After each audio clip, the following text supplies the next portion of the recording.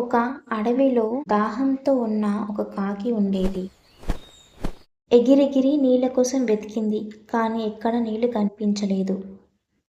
చివరికి సగం నీళ్ళతో ఉన్న ఒక కుండ కనిపించింది. కాకి సంతోషంతో కుండ దగ్గరికి వెళ్ళింది.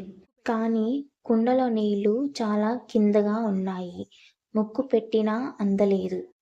కుండను తోయాలని చూసింది. కానీ బరువుగా ఉంది. కదలలేదు.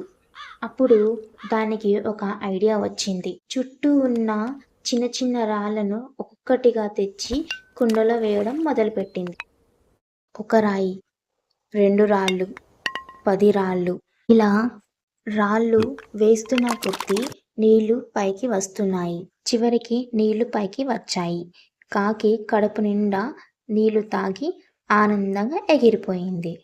ఈ కథలోని నీతి ఏంటంటే, ప్రయత్నం చేస్తే ఏదైనా సాధ్యమే. Where there is a will there is a way. తెలివితో కష్టాన్ని జయించవచ్చు. బలం కంటే బుద్ధి బలం గొప్పది అని నేర్చుకోవచ్చు. మీకు ఎలాంటి కథలంటే ఇష్టమో కామెంట్లో చెప్పండి. Thank you.